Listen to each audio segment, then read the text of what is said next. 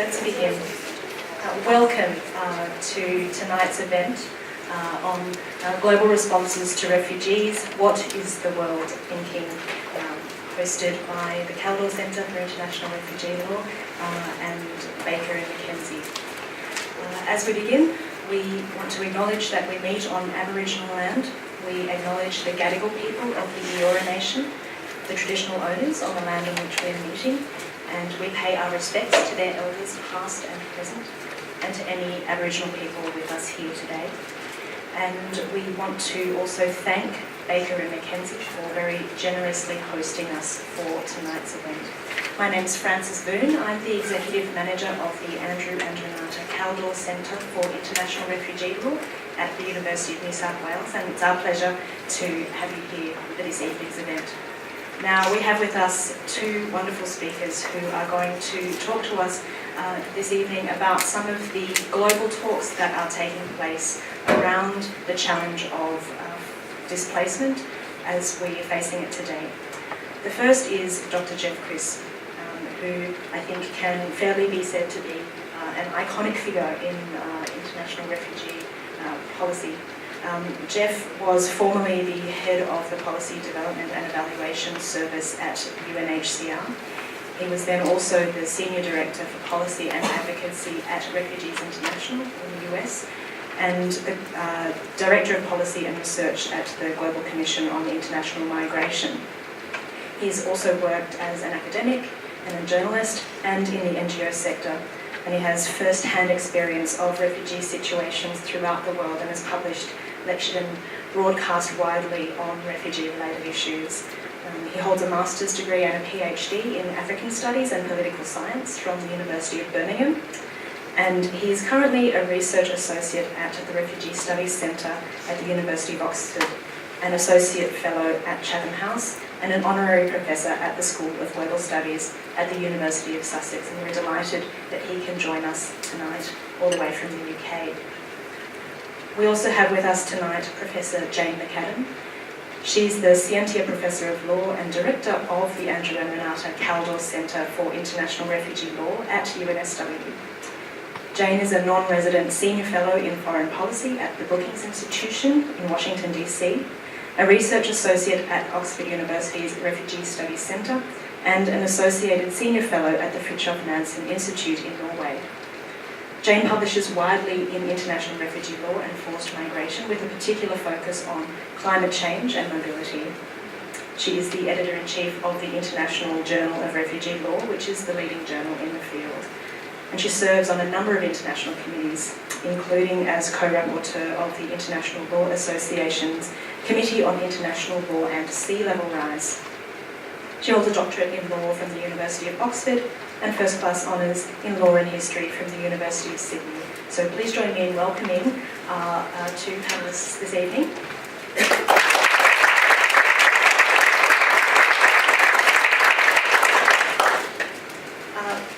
Before I proceed with the format of tonight's debate, I would just like to say that we would like to actually dedicate this evening's event to the memory of Joe Cox. Joe's husband, Brendan, is a colleague of Jane's as a World Economic Forum Young Global Leader.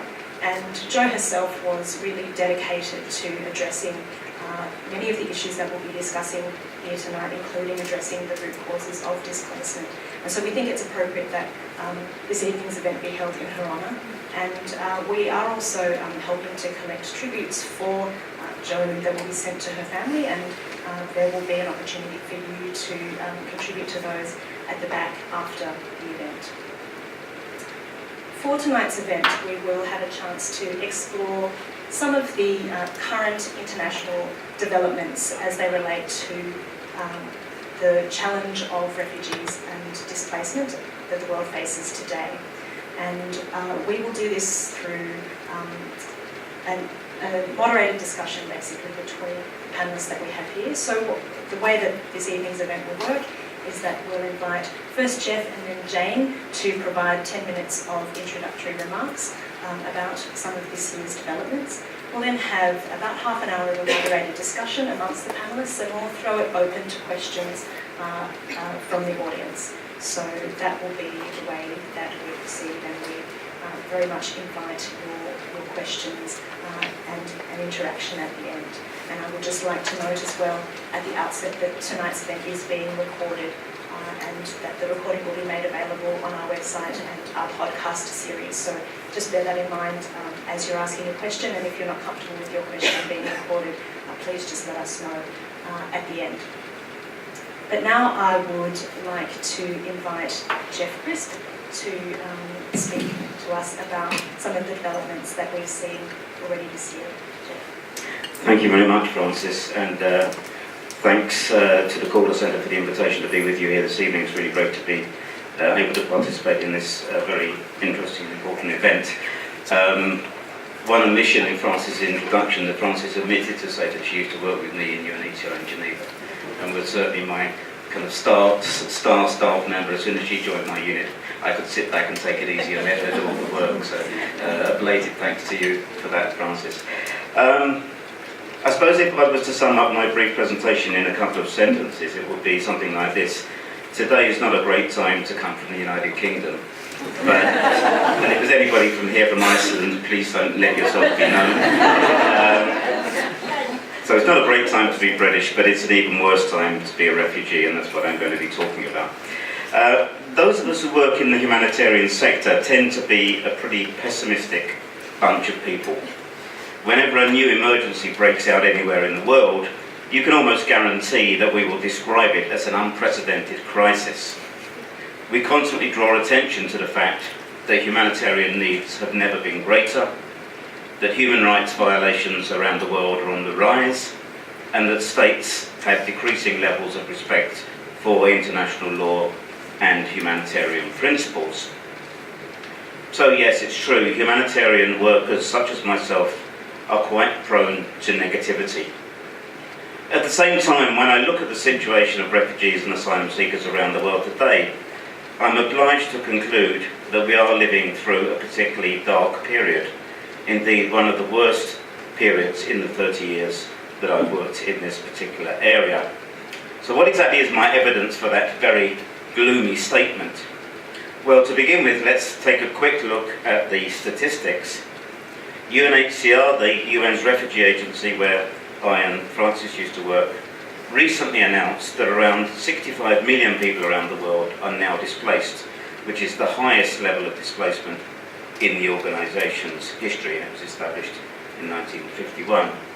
And this very high level of displacement that we see around the world today is largely the result of a spate of recent and very large-scale emergencies involving countries such as Syria, Iraq, the Central African Republic, South Sudan, Nigeria, Ukraine and Yemen.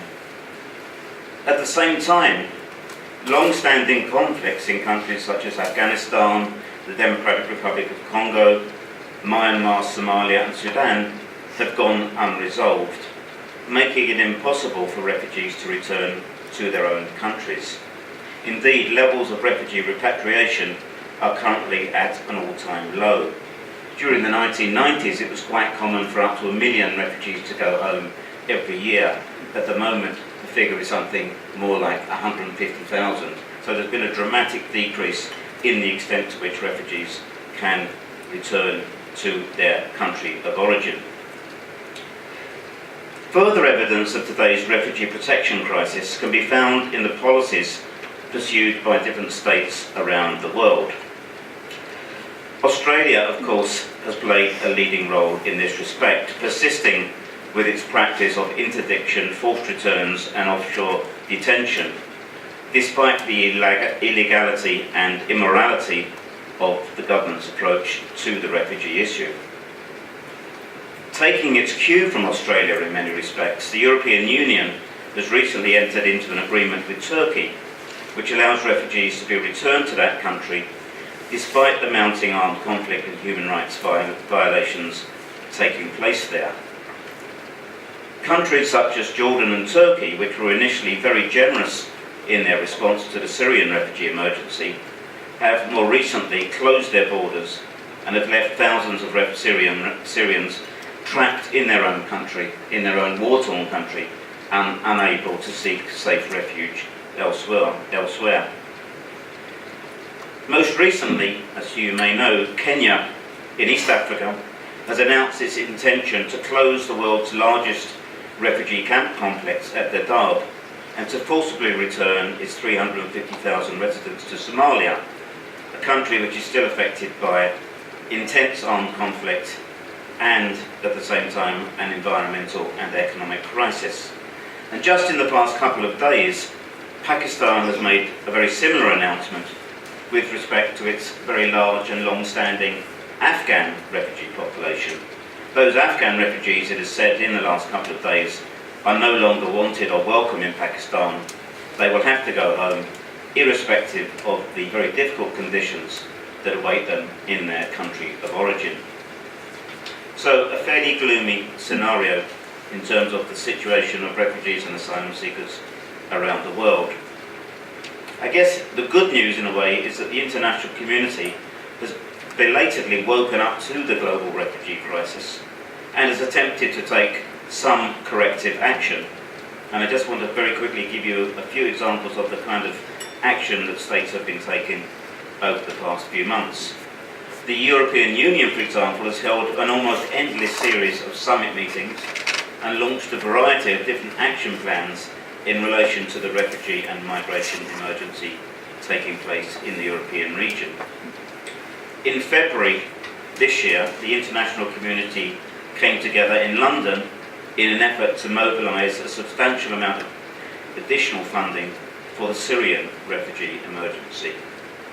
The following month, in March this year, UNHCR held a meeting in Geneva in an attempt to find additional resettlement places for Syria's refugees and to discuss the possibility of establishing safe and legal ways for people to leave Syria and to seek asylum in other states.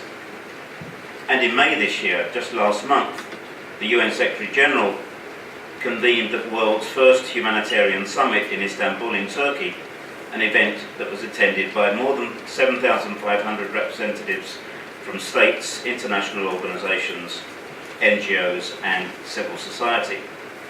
So as you can see from that brief summary of some of the initiatives that have been taking place just in the first half of this year, there has been a concerted effort on the part of the international community to come to terms with the current crisis of refugees and asylum throughout the world. But unfortunately, and here I'm going to demonstrate my pessimistic leanings, none of those initiatives that I've just listed and described have really lived up to expectations. Let me say why I come to that conclusion. In principle, for example, the London conference that I just mentioned raised more than $12 billion for Syria and neighbouring states in order to improve levels of assistance given to the refugees and to those countries. But in practice, despite the fact that conference took place more than 4 months ago, in practice only a quarter of the $12 billion pledged has actually come on stream. And nobody seemed to have a very clear idea of how the money is actually being used. The UNHCR conference in Geneva that I also mentioned had very modest achievements, I would suggest. Very few additional resettlement places were promised by states, and governments generally made it clear that they had very little intention of admitting additional numbers of refugees, even if those refugees were to arrive by safe, legal and orderly means. The World Humanitarian Summit, which I also referred to a couple of minutes ago, I think made some useful progress in relation to issues such as emergency and development funding, the role of local NGOs, and the use of cash assistance to people in need of aid. But the World Humanitarian Summit was conspicuously silent on the issue of refugee protection, which is arguably the most pressing issue currently on the humanitarian agenda. As for the European Union, the continent's response to its refugee and migration emergency has, I would suggest, lurched between tragedy and farce. The European Commission in Brussels has been at loggerheads with many of the EU member states. Long-standing friends and allies such as Austria and Germany on the one hand, or Denmark and Sweden on the other, have been engaged in very bitter recriminations over the handling of the refugee issue and have been engaging in tit-for-tat measures designed to shift responsibility for newly arriving refugees in the continent. And again, taking their cue, I would suggest very directly from Australia, the European Union and NATO have decided that the best way to address the refugee issue is to launch a naval blockade that prevents persecuted people from seeking safety elsewhere. So the question I want to leave you with, and perhaps we can discuss in the course of this evening's meeting, is there any prospect of a more principled and effective response to the global crisis of refugee protection that we're witnessing at the moment? There is still some scope for optimism, I'd suggest. In the middle of September this year, 2 additional Refugee Summit meetings will be held in New York, one of them convened by Ban Ki-moon, the UN Secretary General, and the other convened by President Obama. And as we head towards those 2 additional meetings, perhaps we collectively this evening could begin to identify the kinds of initiatives that need to be taken to ensure that refugees receive the protection which they need and to which they are entitled. And in that respect, I'm sure that Jane also has some very useful suggestions to offer to us. So with that, I'll give the floor to Jane.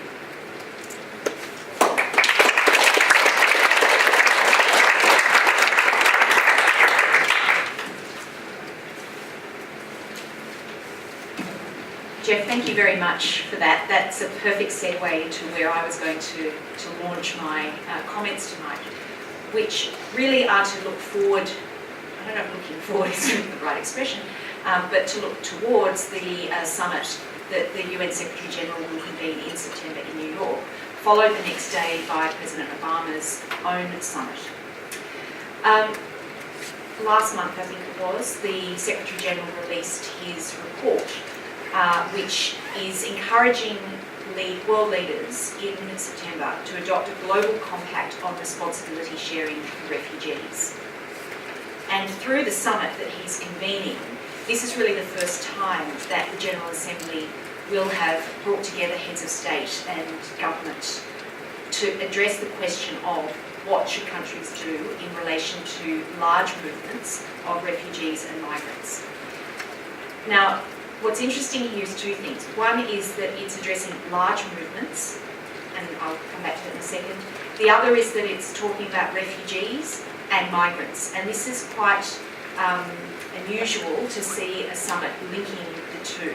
Now, I'm not going to, in the comments I make now, go into a lot of detail about that, other than to say it's controversial to do that. There are some good reasons for perhaps highlighting some of the commonalities, but there are also some dangers in talking about both in the same breath. And while I think some of the nuance does find its way into the report, it is still a matter to be very cautious about in terms of the responses that might come out. What the Secretary General has said is that we don't actually need new lists of recommendations. And to quote him, he said, "What is urgently needed instead is mobilisation of the political will and resources to implement what the international community has already decided in the UN General Assembly and other international fora." In other words, the building blocks for effective responses to people on the move are already out there.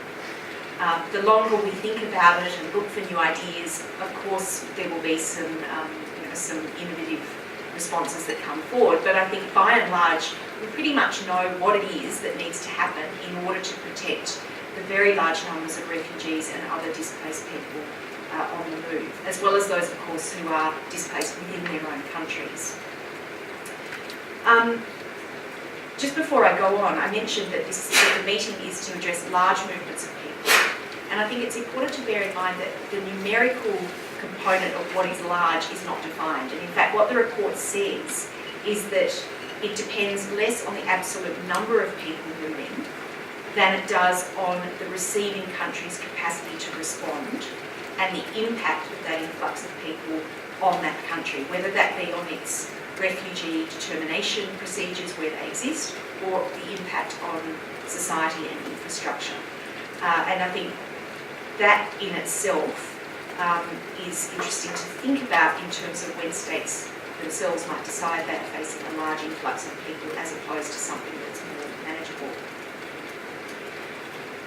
So the overarching goals of the September meeting are stated as follows. First of all, to strengthen and implement existing frameworks and to develop innovative ways to address large movements of people. Secondly, to govern national borders effectively while protecting the human rights of all refugees and migrants. Thirdly, to address the causes of displacement and irregular migration. Fourthly, to develop mechanisms to respond to future large movements of people more effectively and predictably. And finally, to acknowledge and strengthen the contributions that refugees and migrants make to host communities. Quite clearly, unilateral responses by individual countries, such as stopping boats or building walls, are part of the problem, not the solution. They serve to divert movement elsewhere, to undermine basic principles of human dignity and protection, and to foster hostility rather than hospitality for those on the move.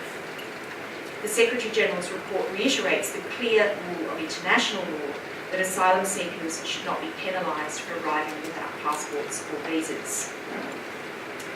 In terms of the particular instrument that the Secretary-General wants to come out of the meeting, the so-called Global Compact on Responsibility Sharing for Refugees, this would be based on a number of core elements.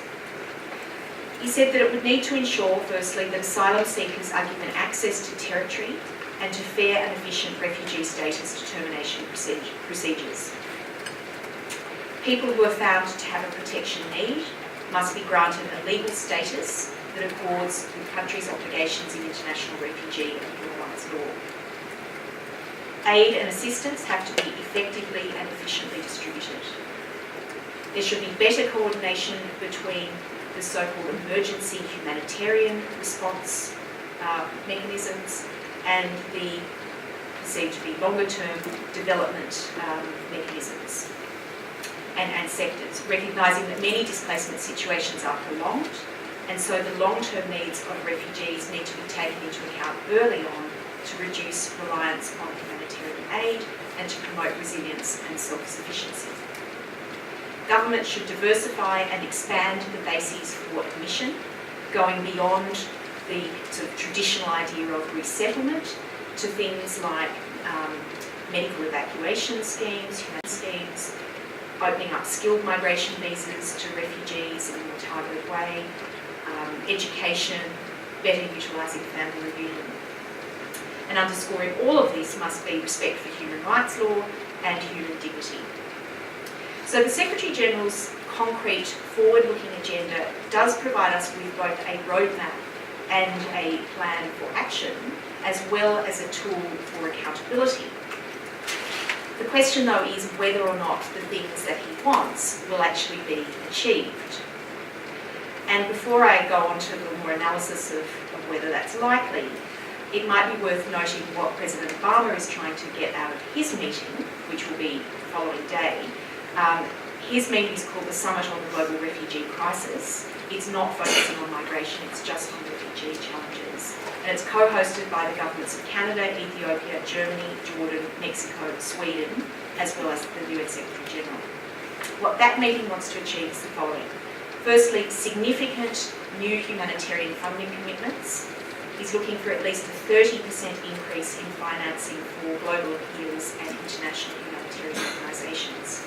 So what that means in real terms is getting at least 10 additional states to commit to providing regular contributions to the UN. That's looking at an increase in global funding from $10 billion to $13 billion.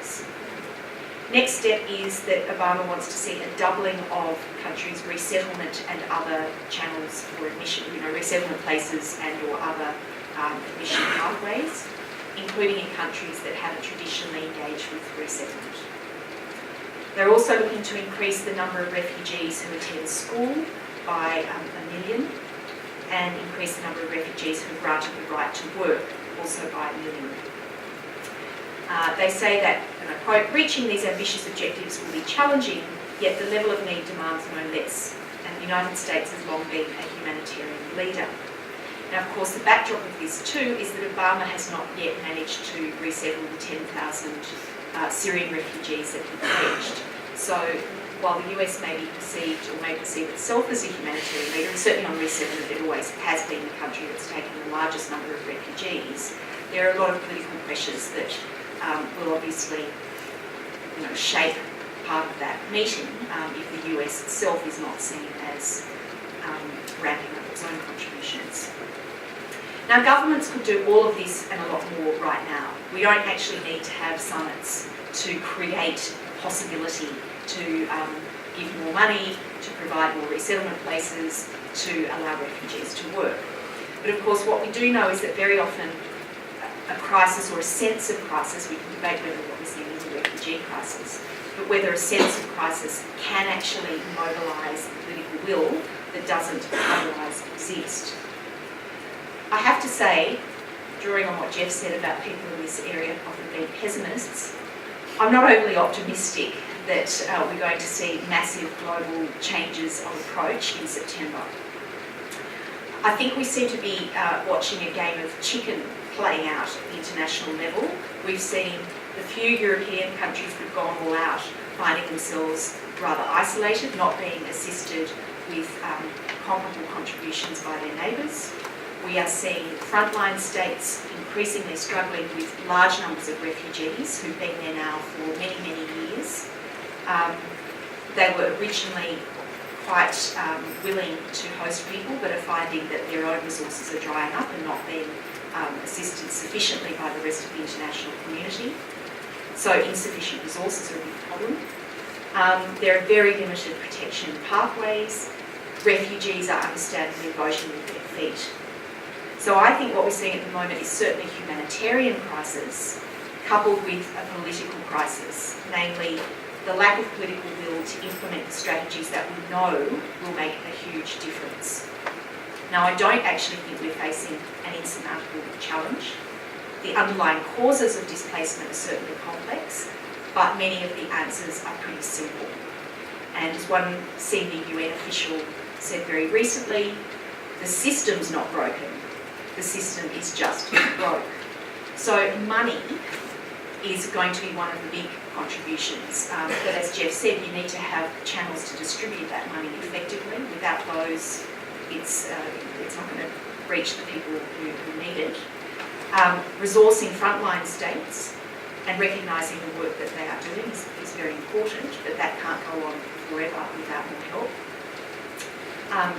Obviously, resettling refugees plays a huge role, but we need to go beyond that with some of the more other strategies I mentioned, humanitarian visas that can allow people to get on planes to travel and seek asylum rather than being forced to take dangerous journeys by boat or over land, other humanitarian pathways for admission, sponsorship schemes to enable people to access education, all sorts of other things, opening up existing labour migration possibilities by giving preference to refugees. This sort of thing would happen right now if only governments wanted it to.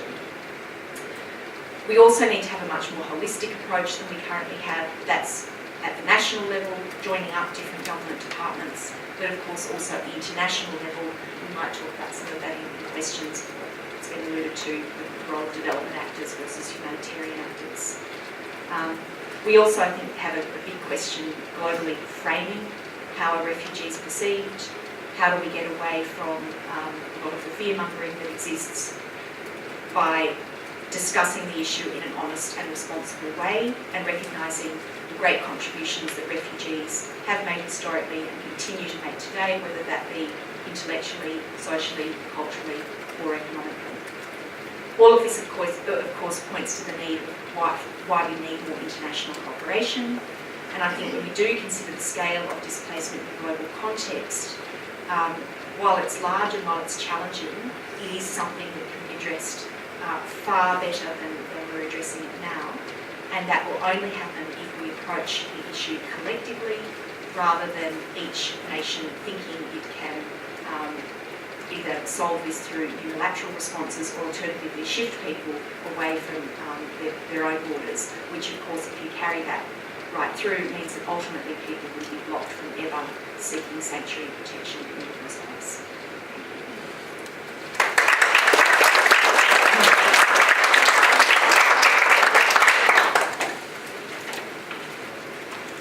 very much to both Jeff and Jane for sharing your initial thoughts, despite the fact that they appear to be rather gloomy.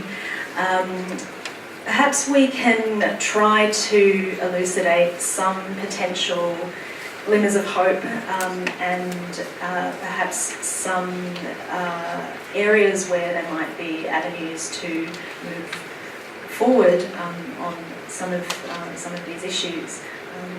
I mean, one question, I suppose, is around, there seems to be an acknowledgement that international cooperation must be a part of how we move forward in responding to an unprecedented level of global displacement. And yet there is this sort of, as Jane described it, game of chicken, where there is a lack of political will to move things forward. What would you see as being some concrete steps that can be taken towards meaningful international cooperation, and what do you think would be some measures that we can look to in that regard? Jeff, would you like to answer? Yeah, let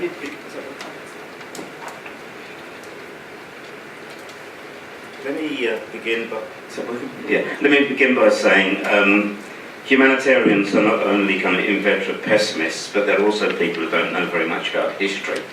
And I think one of the problems at the moment, we've got very much caught up on the idea that we're currently experiencing the biggest refugee crisis the world has ever seen, and we are kind of a little bit fixated on that and almost paralysed by that. And I think if you go back in history, you can actually find very large-scale refugee movements. The Indo-Chinese in the 1970s and 80s, Central America in the 1980s, Southern Africa in the 80s and 90s, most recently perhaps the Balkans in the 90s and early 2000s.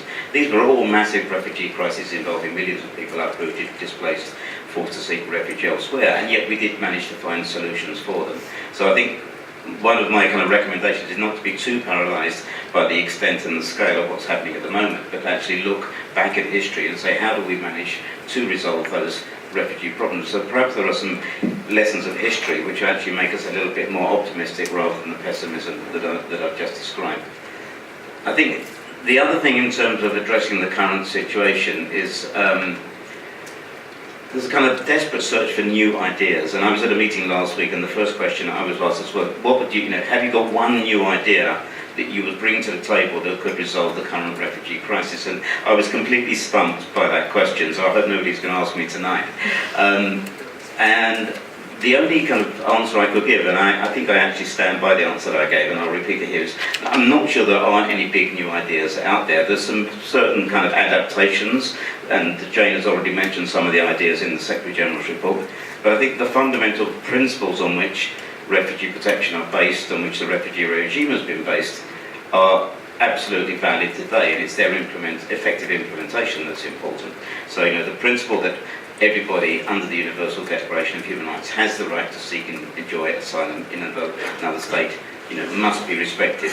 The principle of what we call non-refoulement, the idea that people shouldn't be sent back to a country where their life or liberty are at risk, is still a valid principle and should be respected. And that's particularly pertinent with respect to what I said about Kenya and Pakistan earlier on. The idea that when refugees go back to their own country, it should be on a totally voluntary and safe basis, again, a completely valid principle.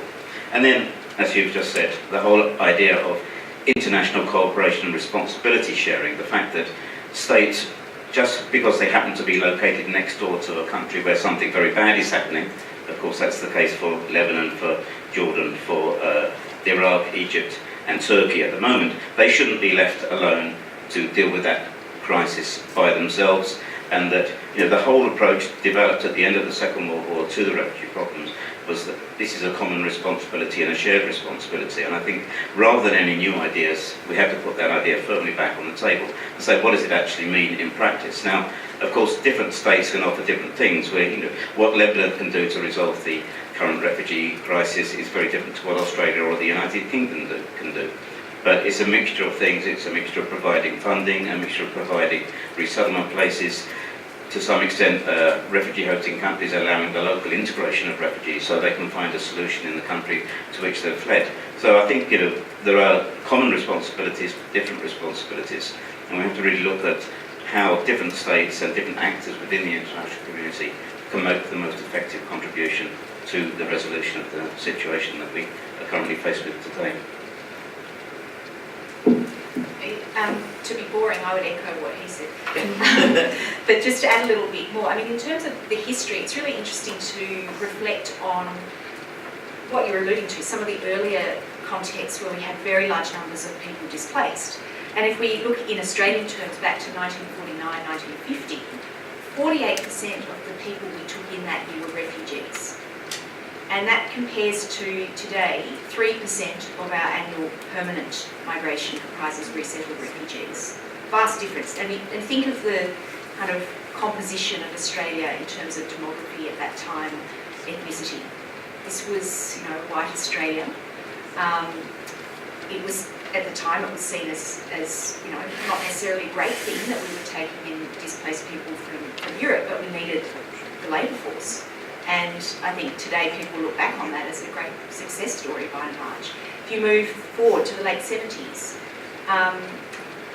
Vietnam, the first wave of boat people, a term that the Vietnamese boat people generally claim, which is one amusement to me. 25% of our immigration intake in 78, 79 were refugees. Again, much higher than now. That was a period when we had Martin Fraser showing a lot of political leadership, again with a community that was fairly hostile to people coming in from Asia. This was at the point where the White Australia policy still had not been completely dismantled.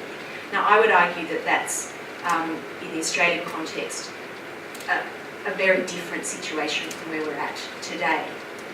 So I think if we think, it's all a bit tricky now, look back on those earlier periods to say, well, actually, Australia is a far more multicultural society than it was at that time. We've resettled much bigger numbers of refugees. Why can't we take more? Now, I'm not saying we take the full 1 million that the UNHRC says need resettlement. On the other hand, if we think about it, we probably have 1 million at least expats out of Australia at any one time. Again, I'm not making that link to say so we take 1 million, but I think we can certainly do a lot more than we're doing now. The other point I'd make is that states themselves constantly reiterate the principle of international responsibility and international cooperation. Burden sharing, not a very nice term, but it's one that's used in the refugee context. But it's never clear exactly how they think that's going to happen unless they all pull their weight and do something. And so instead what you see is a lot of responsibility shifting through practice, if not rhetoric. I think too, though, we can also, if you want to look more practically at how can we make this stuff happen, going right down to the local level, to the community level, the level of cities, there is a lot that those sorts of governance levels can do in terms of making places welcoming for refugees, of making sure that people have access to basic resources. I'm thinking now in the context of a receiving country like Australia. In the US, there's an NGO called Welcoming America that has demonstrated through a lot of evidence just how successful communities become that welcome refugees. They actually become more prosperous on the whole. Various measures show that they do very well, and in fact there's now competition among American cities to become designated welcoming cities.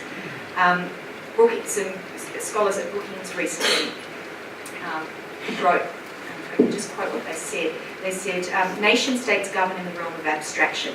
They enact legislation, promulgate rules, and occasionally develop programs from the top down in ways that must satisfy the diverse ideologies of disparate political parties. Cities, by contrast, must operate at the level of the practical and are critical to helping nations achieve their big picture goals. Solutions can be captured and codified for other cities to adapt. So again, it's another strategy, it's not the whole strategy, but I think it's an important one to think about. And of course, then finally, we may discuss this, the role of regional strategies. There's a lot of discussion in this context as to what that might look like. We've seen some favour of that in the European context, but it goes back to Jeff's point about different countries, different regions having different challenges and things that they can do and contributions they can make. So I think international cooperation needs to be understood perhaps more broadly than we tend to think about. Can I just follow up on that. I mean, I was talking to Francis before we started, and I said I wasn't going to say anything about Australia because Jane's the expert and I'm the outsider. But as you've mentioned Australia, I'm going to give it a very quick kind of outsider's perspective on the situation. Not that I'm an expert on it at all, but I try to follow it as closely as possible. And I think there's three things that have really surprised us, for those of us who live in other parts of the world, about developments over the recent years in Australia.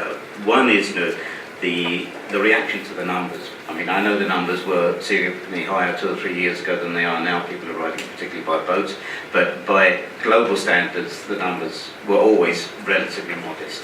And the extent of the reaction against the arrival of asylum seekers, given that the numbers were so modest, was something very, very difficult for those of us living outside of Australia to understand. There simply seemed to be a completely disproportionate response to that situation. If anybody can explain to me, either now or after the meeting, as to why the reaction was so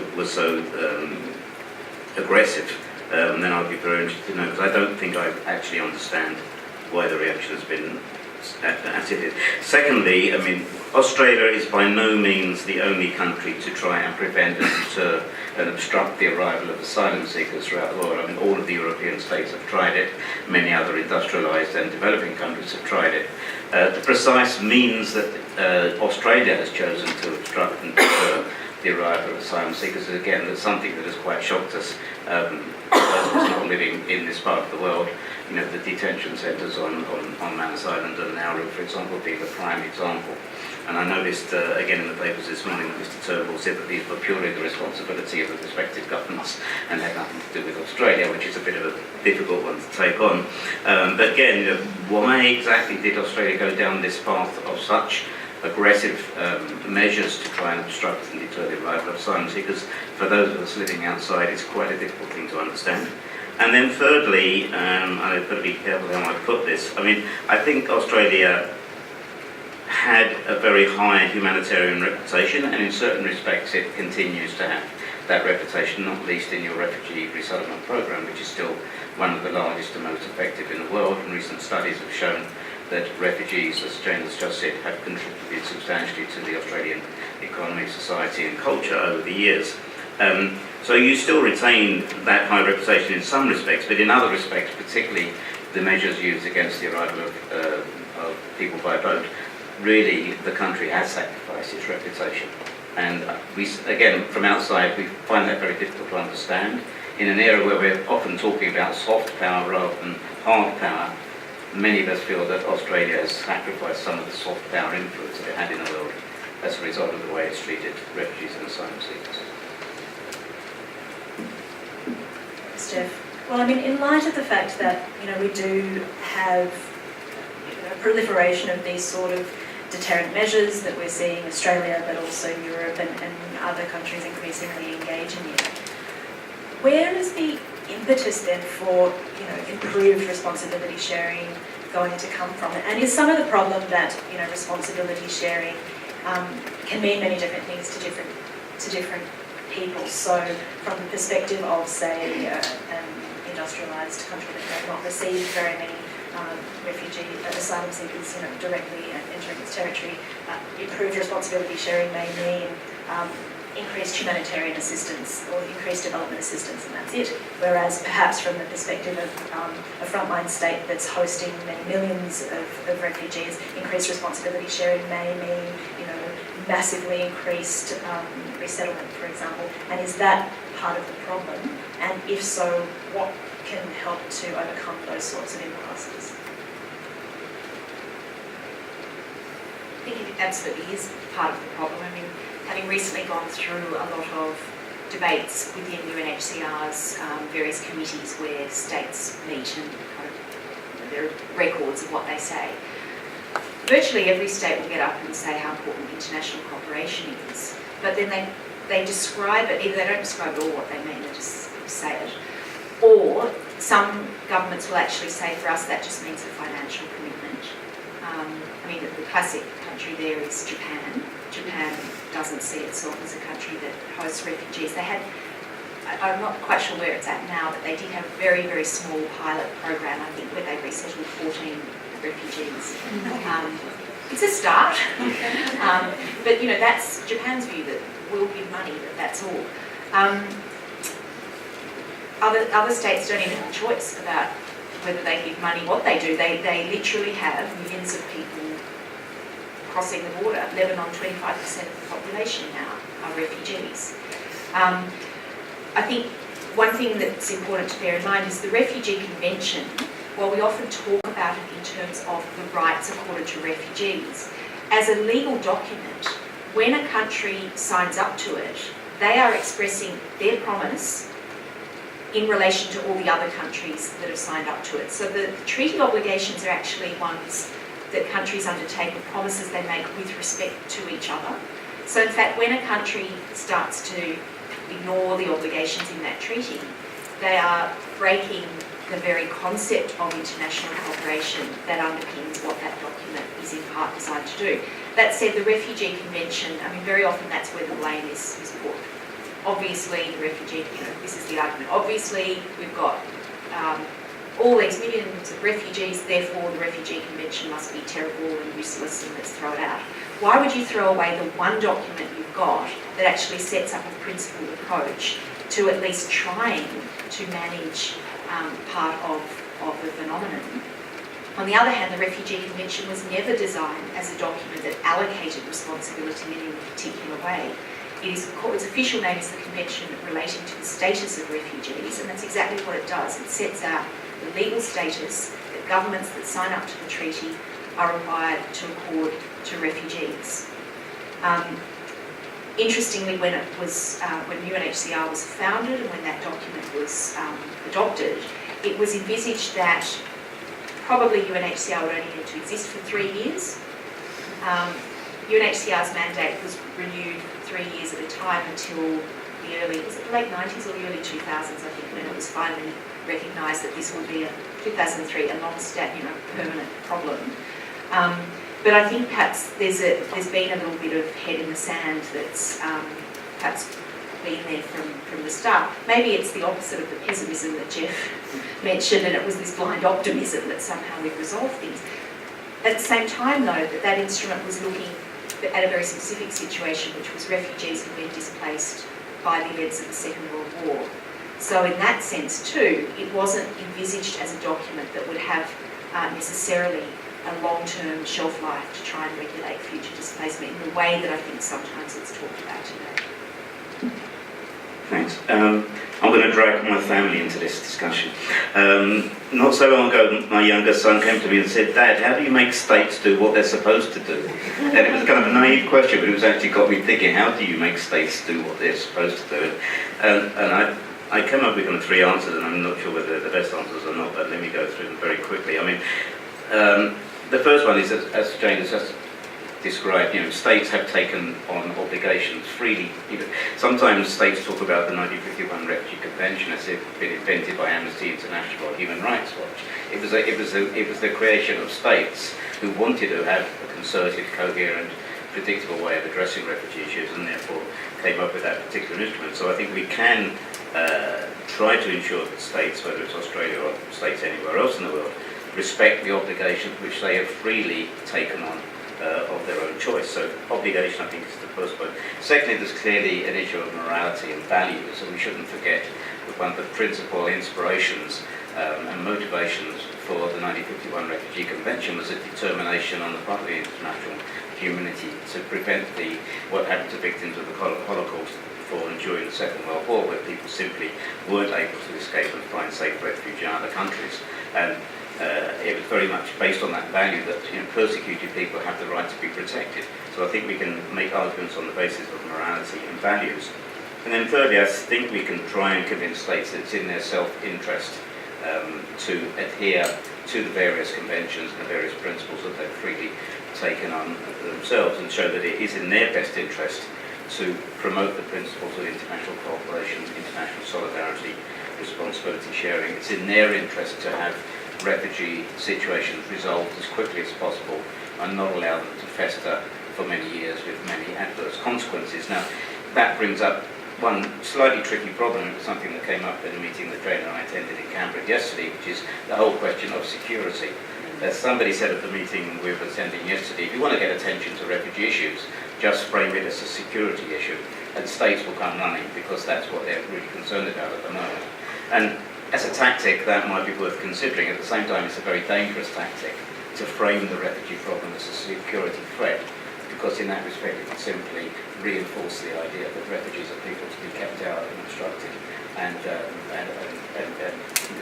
as an excuse for not observing the principle of international cooperation and responsibility. So I think, and this was a tactic that the previous High Commissioner, Mr. Antonio Guterres, who retired at the end of last year, he was always using the notion of self-interest, but not the notion of security. And I think that's the third element of my answer to my son's very interesting question. Well, that sort of brings us to one of the issues that might be motivating some of the interest at the global level at the moment, and that is the whole issue of irregular migration and states' sort of frenzy around that.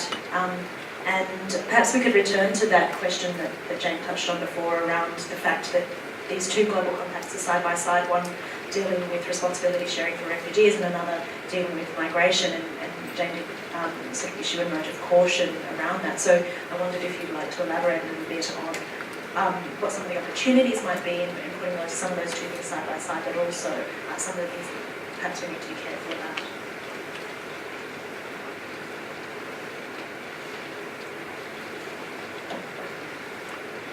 Well, I think if I can bring this to another area of my work, which is mobility in the context of climate change and disasters.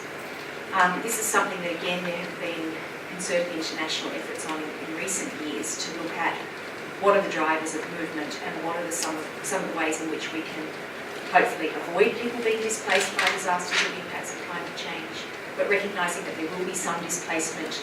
How can we create safer pathways for people to move? And I guess some of that thinking actually is mentioned specifically in the report. It's been fed in there to note that there are people who may be on the move, who are in or find themselves in vulnerable situations, who may not have a legal entitlement to enter another country, but nonetheless are in a precarious position, and their needs need to be addressed in some way. So in the context of climate change and disasters, some of what we've been looking at is to say, all right, how do you make communities themselves safer to begin with? Disaster risk reduction and climate change adaptation measures. How do you build, enforce building codes, ensure that houses aren't being built on very dangerous, it's the land that are about to fall off into the ocean, or riverbanks collapsing and the like. Then how do you create, whether they be temporary humanitarian measures to admit people after a disaster, or longer term measures to enable people to move on a more permanent basis? And then how do you create voluntary migration opportunities so that people who know, for instance, in a small Pacific island who are living in a risky environment, that in the longer term may become uninhabitable at some future point? Might I be able to apply for a skilled visa to come work in New Zealand or in Australia? How do we build up those mechanisms so that people actually, with their own agency, can have a self-help measure that's there, rather than waiting till they find themselves in a dire humanitarian situation and need, the emergency response to come in. So, sort of reflecting on all of that, that's partly why the rights of vulnerable migrants have found their way into the report, and the needs of vulnerable migrants. But one of the issues here is that we don't have a definition in law of what a migrant is, let alone a vulnerable migrant. The International Organisation for Migration has a definition that they use as a working definition. Obviously, countries have human rights obligations towards anybody in their territory of jurisdiction, that includes migrants. But as we've been talking about, they have very specific obligations in relation to refugees. And if you start blurring the categories, then the risk is that refugees are just seen as part of that bigger group of people and may not be accorded the very special kind of protection that they need for very special reasons. So I think there are some interesting overlaps between some of the drivers of movement. Jeff might want to talk a little bit about mixed migration movements as well. But I think there are very important legal distinctions that we mustn't paper over. And I'm not saying the report necessarily does that, but I think when it comes to what are the global compacts we develop and how the states go on to address this, that we need to be absolutely cognizant of what the obligations and responsibilities are. Yeah, thanks, Joan. I hesitate to say anything about migration with Professor Stephen Kaldor sitting in the front row because he knows far more about the subject than I do. So let me say something from maybe a kind of a UNHCR perspective, as I worked there for many years and was dealing with this issue. I think for many years the issue of migration wasn't really on the UNHCR agenda. It had a very black and white approach to the issue. Refugees were people escaping from persecution and they needed to be protected. Migrants were moving essentially for economic reasons and normally speaking didn't have serious protection problems, and if they did, it wasn't UNHCR's responsibility to address those problems. So for many years, UNHCR was able to function with that kind of fairly binary model, refugees on the one hand, economic migrants on the other. And I think it's difficult to date, but probably from the early 1990s onwards, for a variety of different reasons, that became a more difficult distinction to sustain, and things became increasingly complex. We started talking about composite movements of refugees and migrants, then we moved to this notion of mixed migratory movements, which is still very much a concept which is in vogue today. Basically, it means, at the very simplest level, that in a migratory movement, or a movement of people moving along the same routes, using the same means of transport, often using the services of the same human smugglers, you would find people with very different motivations for moving. So if you take, for example, a typical boat of people moving either from Turkey to Greece across the Aegean or from Libya across the Mediterranean to Italy, you might find an Eritrean escaping conscription in their own country, a Somali escaping from the war in their own country, a Nigerian who simply can't find a decent livelihood in their own country, a Gambian who's worried about the human rights situation in their own country. And when you get that kind of mixture, on the one hand, it's very difficult to say exactly who's a refugee and who's not, because they all have protection concerns. And secondly, in very practical and operational terms, if you're an organisation which is rescuing people at sea, you don't stop the boat and ask them, why exactly are you moving? The first impulse must be to rescue those people and to worry about their legal status afterwards. So I think this is a really kind of difficult problem for UNHCR, and I see various documents coming out of the organisation which are not absolutely consistent. On the one hand, there's a recognition that population movements can be increasingly mixed.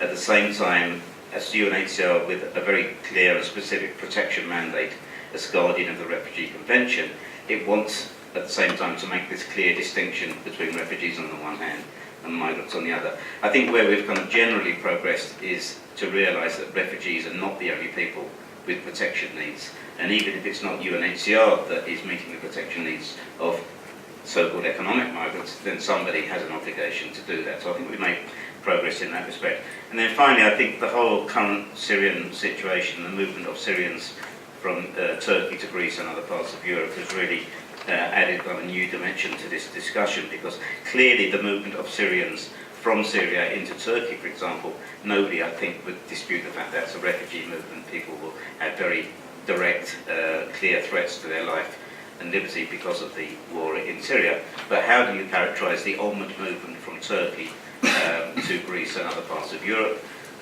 It's clearly not, in most cases at least, directly because of conflict or persecution. It's usually because of lack of livelihoods, lack of ability to work, lack of access to education for their children, and simply a feeling that there's not a future for them in a country like Turkey, that the only way they can develop a real life for themselves in the future is by moving on to Europe. And so actually characterising that movement, not the movement from Syria to Turkey, but from Turkey onwards into Europe, has been quite a tricky one, and I'm not quite sure we've actually managed to conceptualise that movement in a very adequate way yet.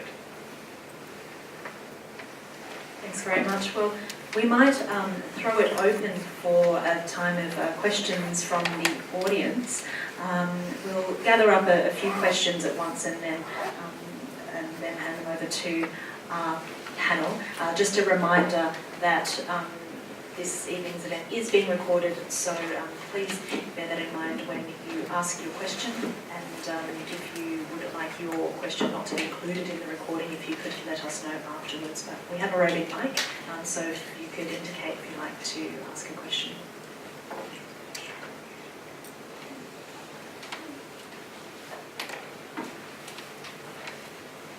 I have a question about the past examples of refugee crises that you gave, which had been successfully resolved and seemingly without the same degree of paralysis that we seem to find amongst the international community today. I'd be interested in your thoughts on what are the missing ingredients that were present at those times that don't seem to be present today to allow the same thing to happen.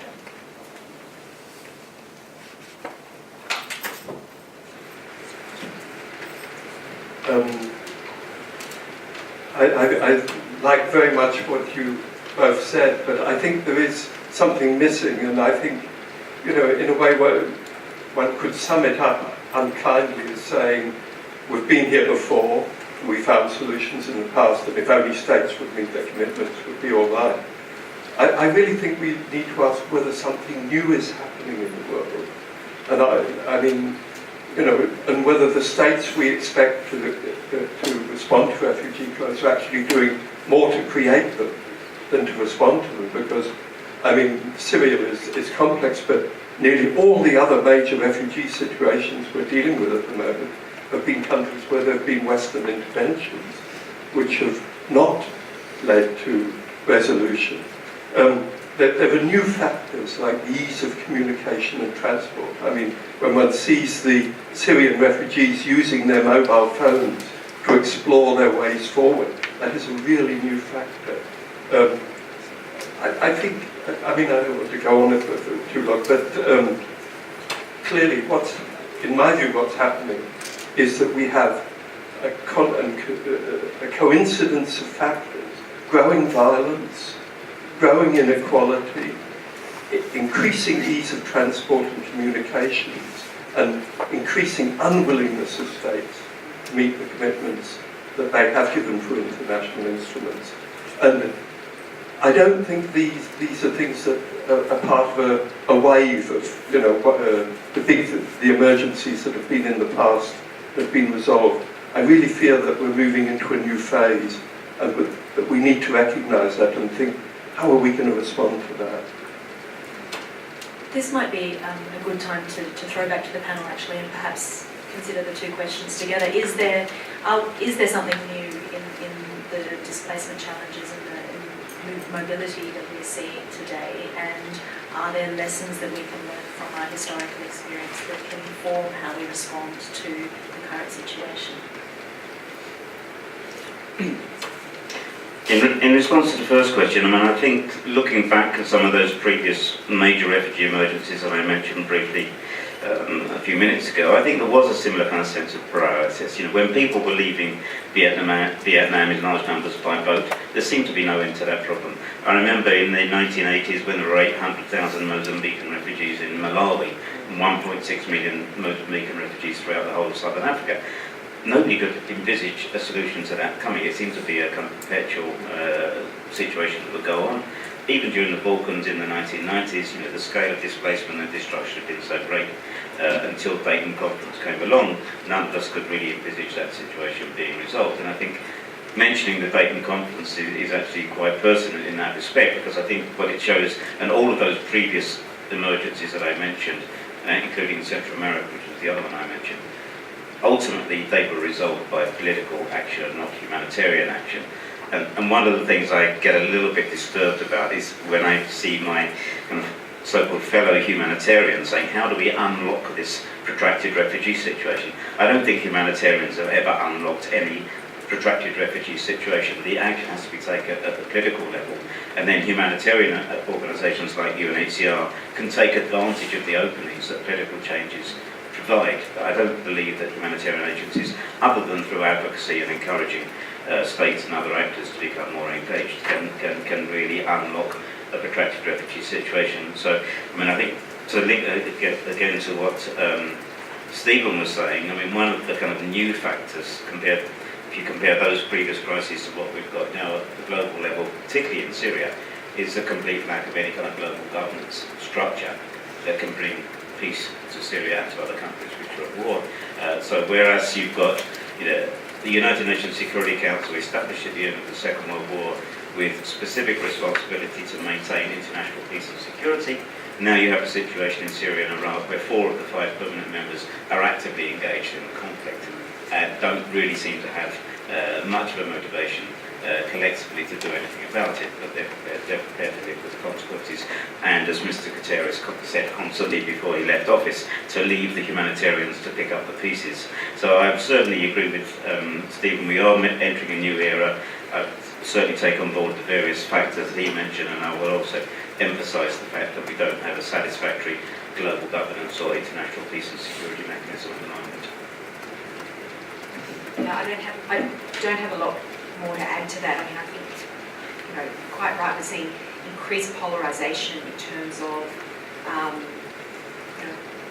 individual political leanings, if that makes sense. I mean, we've got this sort of sense of loss of space in the middle and increasingly vocal voices from either end. I guess, that growing polarisation then also makes it very hard, perhaps, for political leaders to reclaim that evidence base in the middle and to really get through with some of the more rational evidence-based information that's there. I think, perhaps that's also one of the things that we have all thought, that if you tell people what the facts are enough and in a rational, measured, sensible way, then the light bulb moment will occur and everyone will say, oh goodness, what are we doing? In fact, I think what a lot of the research tells us is that so much is emotional, it's underpinned by values, and when you push particular levers that engage particular values, then people will react in certain ways. Now, maybe that's also part of the, you were talking about the ease of communication among refugees, but I think also with social media and the ease of communication that we all have today, that can be used for both positive and less positive ends.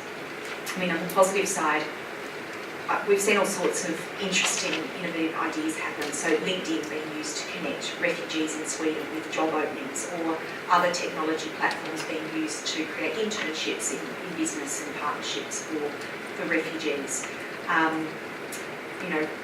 Rooms for refugees, Airbnb, people saying, can we let out our homes to refugees? There's a lot of stuff that I think the social entrepreneurs are very interested in and are building upon. Also the role of the private sector that perhaps hasn't been tapped into as much as it could be. But Stephen, I think your underlying point is right, that there is something different here. So how do we, building on everything we know, how do we then leverage those new innovations that we might have to try and bring more positive change rather than something more negative? Just on Lucy's question, I mean, I think the absence of strong political leadership is one of the biggest challenges there.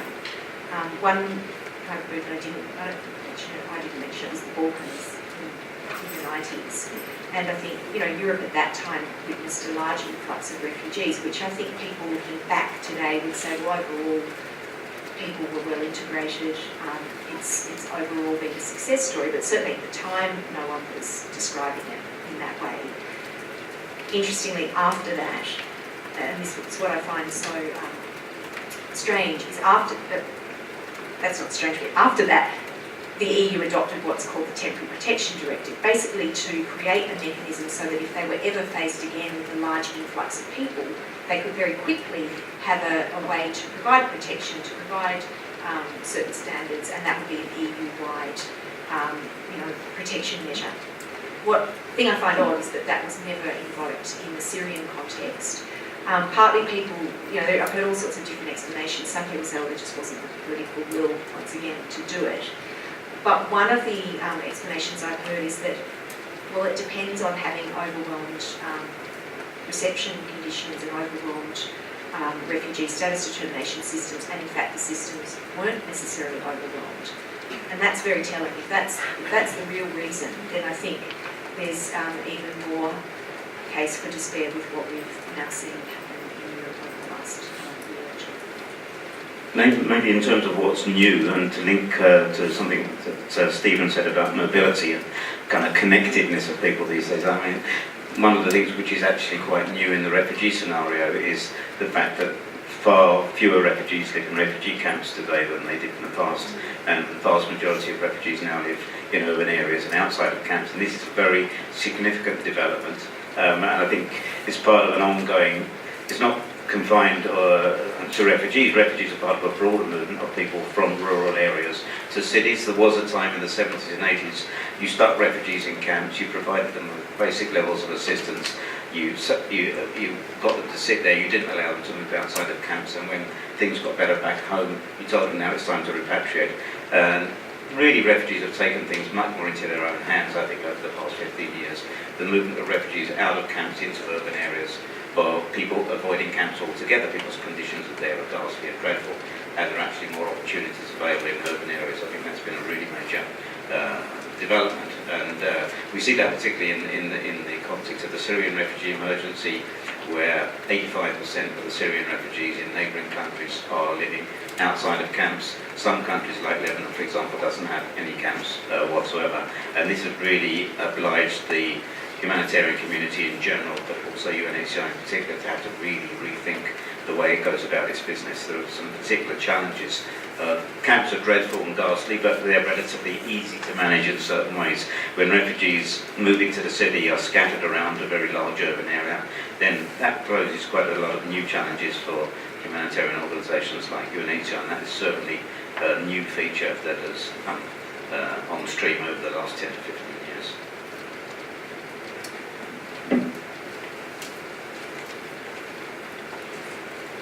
Hi, question for Jane. Given the overwhelming consensus that climate change is a real issue and a push factor for people leaving their countries, particularly in Syria, do you think it's time to revise the definition of refugee in the 1951 Convention to explicitly include climate change as a factor that can contribute to refugees moving?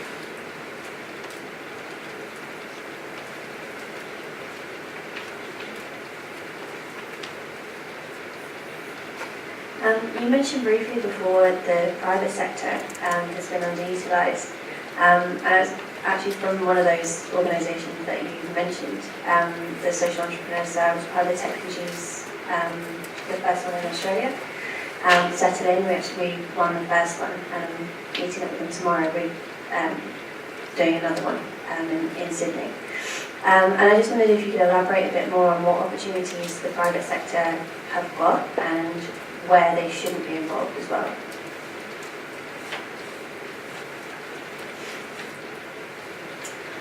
Jane, you mentioned before about how some cities in America are competing to have more refugees. I'm just wondering why there's such a disparity between the attitude in Australia and the attitude in America towards these people. I hand that over, I think, first to Jane and then Jeff. Thanks for those three questions. To the first one about climate change and should the refugee definition be expanded. My answer to that might surprise you. I don't think it should be, but I'll give you my reasons for saying that. First of all, if we're talking specifically about the impacts of climate change on people's movement, we can never in any situation say climate change on its own causes someone to move. It's always interacting with other factors like environmental fragility of where they're living, their own socio-economic situation, their age, their health, whether or not they're in a country that can provide resources, all sorts of things. It's been described to me as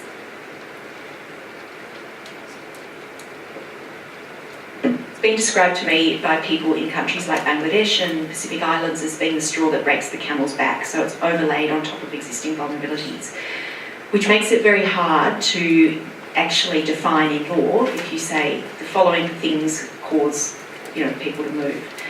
Of course, we could move to a more nuanced approach in terms of drivers of movement, but then what else should we include? Should it be general impoverishment? Should it be why climate change and not other kinds of disasters like earthquakes that aren't linked to climate change.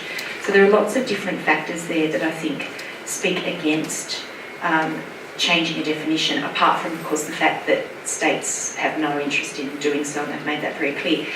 The broader question, though, is if one opens up the Refugee Convention for renegotiation, the likelihood would be we would see a far more diluted form of protection being offered. So the definition could be expanded, but it could also be contracted quite considerably.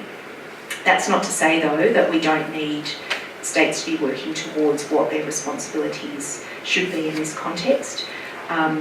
It also speaks to the nature of movement. It's not necessarily always going to be flight. It may be anticipatory movement. And again, refugee law tends to be a much more reactive response once somebody's moved because something's about to happen or has already happened, as opposed to in the future, this might be something that means I can't live in my home. So I just caution there on automatically jumping to that.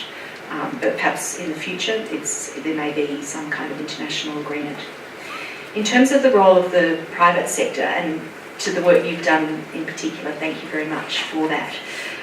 Look, I think the private sector can play all sorts of different roles. I mean, one that I think would be particularly powerful in this country is simply a leadership role in recognising the contributions that refugees have made to particular companies' workforces over the years, in recognising the resourcefulness that many refugees have. There's a report that Jeff alluded to that was written for the Immigration Department several years ago by the late Graham Hugo, which documented over a 30-year period the very important contributions that refugees had made, including exceeding the educational levels of most Australians and migrants who live here. Majority of billionaires had come from a refugee background, all that kind of stuff. But aside from the kind of leadership and speaking up, I think there are obviously ways in which companies could provide jobs to refugees. There are a number that already do that and are very keen to do more. Part of the problem in this country, though, has been the lack of entitlement of asylum seekers to be able to take up those jobs. Around the world, though, there are some very, very positive examples that have, very strong evidence of contributions that refugees have made. The other thing I've heard CEOs say is, the day you give a refugee a job is the day they stop becoming a refugee. Now, of course, it's obviously a generalised sentiment, but I think it does speak to the integration that can bring, sense of belonging to a community, and on the flip side, which then relates to your question, the impact it has on communities themselves. Because I think, again, to bring it back to the Australian context, most people have probably not met someone who's been a recent refugee arrival because we keep people away from communities by and large, whether it's detention, offshore. That's how most people will, think of refugee. It's not like we are saying, you're welcome, we're working alongside you, you're at university or at school together. That's the exception rather than the rule. And I think that's what, one of the examples that's given from the Welcoming America campaign is that it's not that Americans are just naturally more welcoming people. In fact, they have shown how, I think Nashville was one of the most hostile communities to immigrants and refugees, and yet by becoming part of this program, over time they then became one of the most welcoming cities, and the neighbouring cities were watching as their economy grew, as people were raving about this and saying, well, we want a bit of that too, how do we get involved? So it set up this really nice sort of competition. And again, that's part of how do you frame the messages, how do you, simple thing, they say we don't talk about we should tolerate people. That sounds like, well, I'll tolerate if I have to, but rather we should welcome people. So that, and I think in this country we've probably got a long way to go in relation to the messaging, but it is what you say, how you say it, how you frame it, that then can in turn shift people's perceptions and understandings. Okay, confession time. I've got to come clean on this one. When I left academia in 1983 and only returned to it in 2015, And when I returned to it, one of the things I noticed is the intellectual atmosphere had changed very significantly. So when I left university in the early 1980s, I came from an environment which was very suspicious of, and probably in most instances, hostile to the private sector. And a lot of the work that we were doing at that time in my field, in African studies, was about class struggle, about colonialism, about neo-colonialism, about multinational corporations and the horrible things that they do. When I came back to Oxford last year, I found a group of very bright young students who are really interested in the private sector, and I found a bit of kind of cognitive dissonance on this one. So I'm gradually coming around to the idea that the private sector does have a role to play. And when I hear very bright people like Jane talk about the private sector, I have to concede that there's something in it. At the same time, I still think there are some basic questions we need to ask about private sector involvement. For example, why exactly do certain private sector corporations want to be involved in refugee and humanitarian work? What exactly do they have to offer that other stakeholders and other partners can't offer? And then, perhaps most importantly, what other kind of activities are they involved in that might actually cast a shadow over their desire to become involved in refugee and humanitarian issues. So I'm not a complete convert yet, I'm kind of slowly coming around to it, but I think there's still a role to be, if not suspicious, at least ask a few questions about the role of the private sector.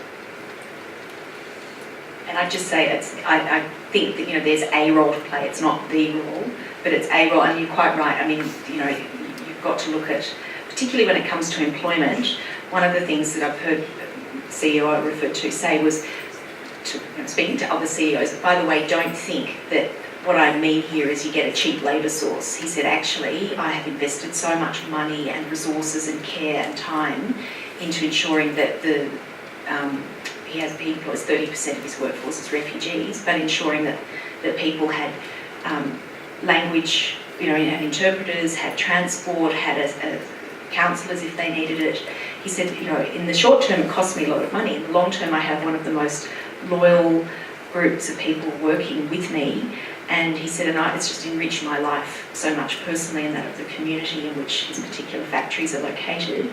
But for sure, I mean, the last thing I would want to see is private sector involvement, because this might be a way to get some cheap labour and not have to worry too much about it. Yeah, I mean, a very quick anecdote along those lines. When I was working at UNHRC, a major sportswear company approached the organisation with the idea of setting up a factory in theyre, which I mentioned earlier in my presentation, the largest refugee camp in the world, with at that time 500,000 Somalis, now more like 350,000.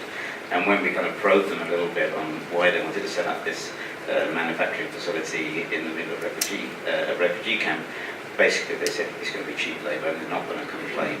And I think that's the kind of situation and scenario that we have to be aware of.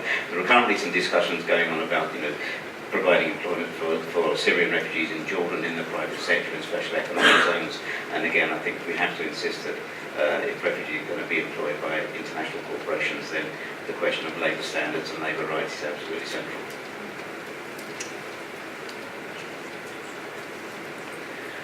Well, we might need to draw our discussion to a close, unfortunately. But it's been a really rich and wide-ranging discussion from global compacts to small-town Nashville, and I would like to ask you to join with me in thanking our two speakers.